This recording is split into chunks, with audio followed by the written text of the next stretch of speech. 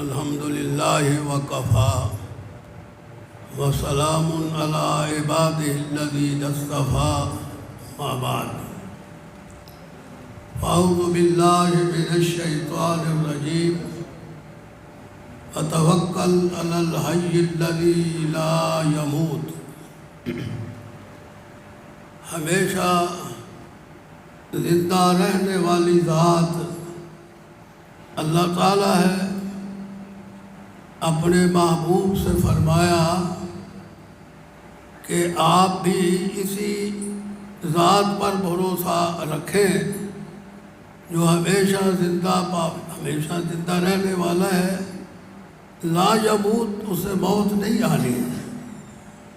یہ خاصہ اللہ کا ہے، ہمیشہ زندہ رہنا اور پھر موت اس پر نہ آئے، یہ اللہ کا خاصہ ہے۔ باقی ساری مخلوق موت و حیات سے دوچار ہوتی ہے۔ ہمارے نبی کریم صلی اللہ علیہ وسلم کے والد محترم فوت ہو چکے تھے، آپ بعد میں پیدا ہوئے، تو جس گھر کے اندر اس طرح کا بچہ پیدا ہو جس کا والد فوت ہو چکا ہو، اور ویسے بھی ہر معاشرے میں یہ رواج ہے کہ خوشی کا اظہار کیا جاتا ہے۔ یہ ہر معاشرے میں، اس کا اسلام سے تعلق نہیں ہے کہ ولادت کے وقت خوشی کا اظہار کرنا،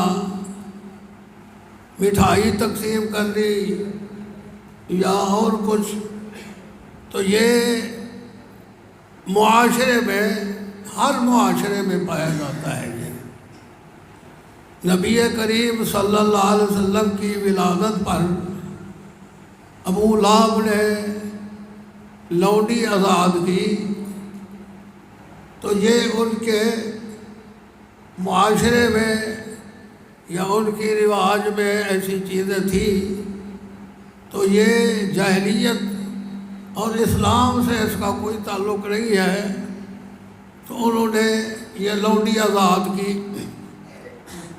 آپ کے دادا محترم نے آپ کی شکل و صورت کو دیکھا، یہ ایک لال ہے، سبحان اللہ، تو پھر آپ کا نام محمد رکھا گیا۔ تو یہ بڑی چاہت تھی جو انہوں نے اس کا اظہار کیا۔ وقت گزرتا گیا، 40 سال کے بعد آپ غار حرا میں تھے، تو فرشتہ جبرائیل آیا، تو اس نے کہا اقرأ باسم ربک الذی خلق۔ آپ پر نبوت کا آغاز ہوا۔ آپ 40 سال کی اس عمر میں نبوت کے بلند پایا عہدے پر فیض المرام ہوئے۔ پھر آپ کو حکم دیا گیا کہ اب آپ اللہ کے فریضے کی تبلیغ کریں اور لوگوں کو پیغام دیں، اپنے قریبی رشتہ داروں سے شروع کر دیں۔ نبی علیہ الصلوۃ والسلام نے کوہ طور پر کھڑے ہو کر دعوت دی اور فرمایا قولوا لا الہ الا اللہ تفلحوا۔ کامیابی چاہتے ہو تو میں اللہ کا رسول ہوں، میری رسالت کو مانو اور اللہ کو وحدہ لا شریک سمجھ لو۔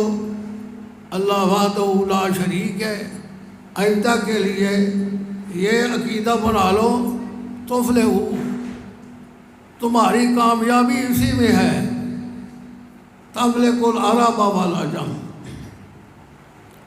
اس وقت ابو لہب کھڑا ہوا، اس نے کہا تبا یداک अलहाज़ा जमाअतना नऊज़ु बिल्लाहि मिन ज़ालिक, वही जो खुशी मना रहा था लौंडी आज़ाद की, जब इस्लाम की बात आई, अपनी नबूवत का आपने इज़हार किया, अल्लाह की तौहीद का पैगाम दिया, तो उसने आप के ख़िलाफ़ खड़े होकर ज़ुबान खोली और आपके ख़िलाफ़ बातें की जो मुझे मुनासिब नहीं है कि मैं अपनी ज़ुबान पर लाऊं।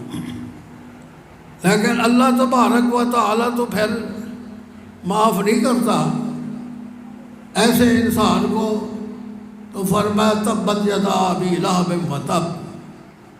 अल्लाह ने फिर ऐसा जवाब दिया कि क़यामत तक के लिए ये तारीख़ी जो अल्फाज हैं लोगों की ज़ुबान पर पढ़े जाएंगे और उस पर लानत की फटकार पड़ती रहेगी। तो मतलब ये है कि असल हज़रत मुहम्मदुर रसूलुल्लाह सल्लल्लाहु अलैहि वसल्लम की जो बेसत है वो बेसत ही इम्तियाज़ी निशान है। बेसत ही इंसान के लिए नमूना है। लक़द कान लकुम फ़ी रसूलिल्लाहि उस्वतुन हसना।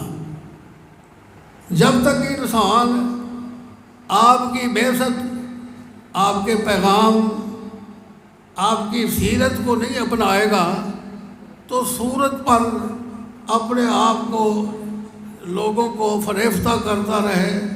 सूरत पर फरेफ्ता, यानी ये बात तो ठीक है कि अल्लाह ताला ने तमाम अंबिया अलैहिस्सलाम को हसीन व जमील बनाया, ऐसा कि उस जैसा और कोई मिसाल ना हो।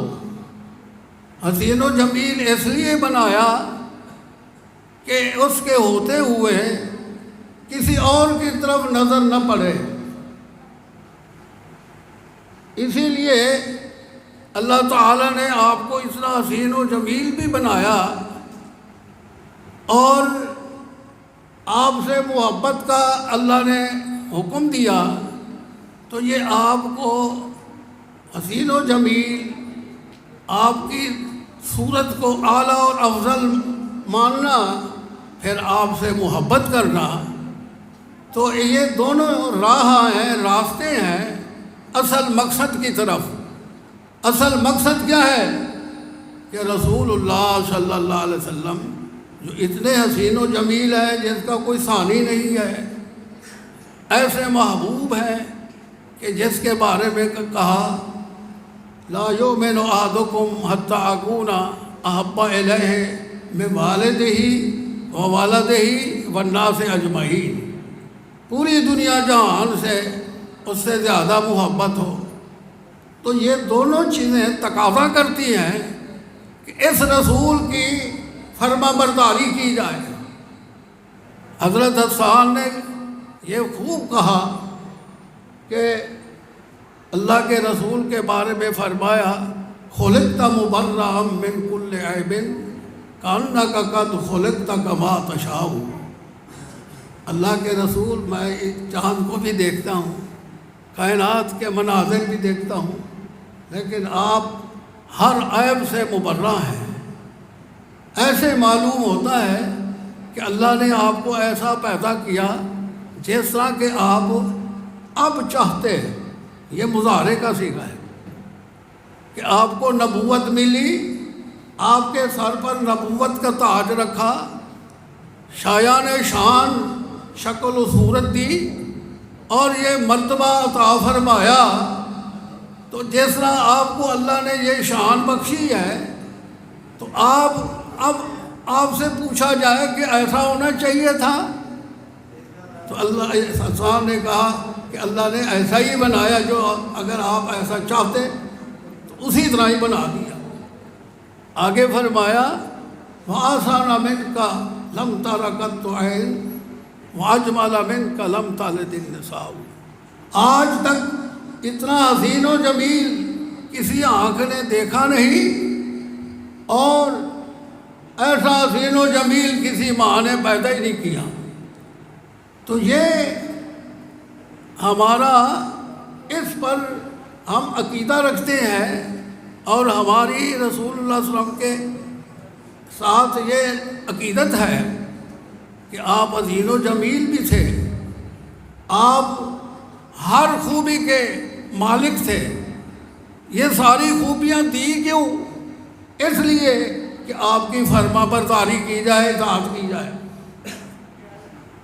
ابو لہب آؤٹ ہو گیا، کیوں؟ کہ جو مقصد کی بات تھی اس سے اس نے انکار کر دیا۔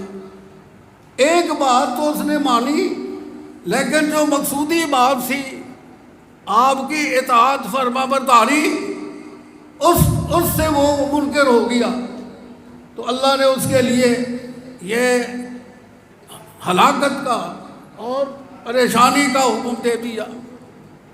اب آئیے دوسری ہی بات، حضرت عائشہ صدیقہ رضی اللہ تعالی عنہ فرماتی ہیں کہ ایک دفعہ میں بیٹھی ہوئی تھی، نبی کریم صلی اللہ علیہ وسلم میرے سینے سے لگے ہوئے تھے، اور ایسے جلدی میں آپ نے انگلی اٹھائی اور کہا اللہم بے رفیق الاعلیٰ۔ میں سمجھ گئی کہ آپ آخری جو پیغام ہے اللہ کا آپ کو آ چکا ہے، اور آپ فرما رہے ہیں اللہم بے رفیق الاعلیٰ۔ اب مجھے اعلیٰ انبیاء علیہ السلام کی جو ارواح ہیں مجھے بھی ان کی رفاقت میں پہنچا دے۔ تو اللہ تعالیٰ نے آپ کو پھر یہ زندگی کا جو تعلق تھا منقطع کیا۔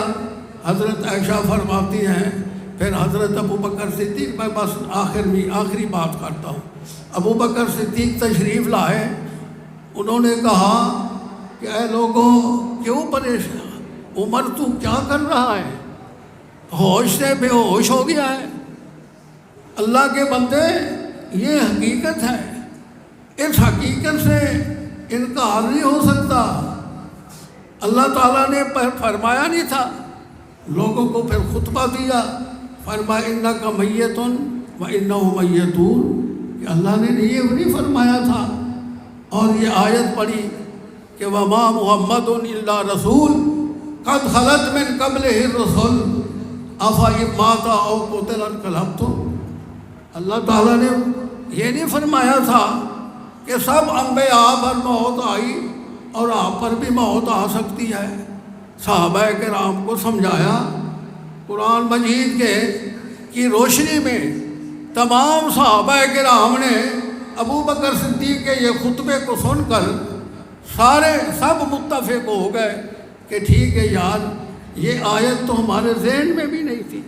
اللہ کے رسول کی وفات کا ایسا صدمہ کہ ان کے قرآن مجید کی آیات بھی ان کے ذہن میں نہ رہی۔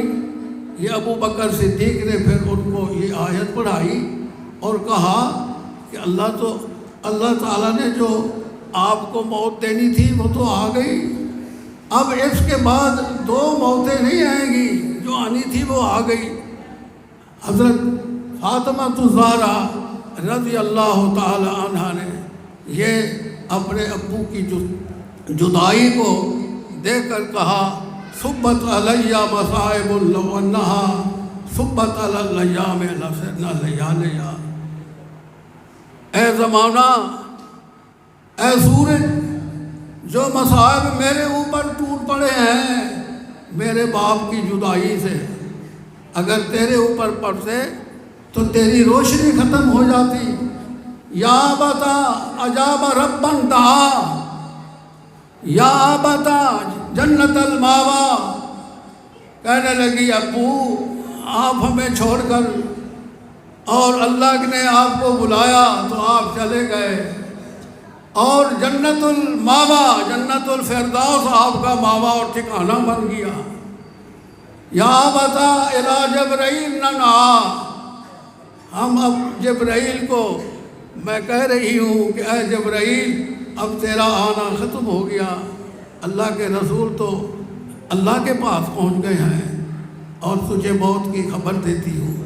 کتنا ماحول تھا، یعنی 12 ربیع الاول، یہ صحابہ کے نام سے پوچھیے، حضرت فاطمہ الزہرا سے پوچھیے، حضرت عائشہ اور امہات المومنین سے پوچھیے کہ اس وقت کیا پریشانی تھی۔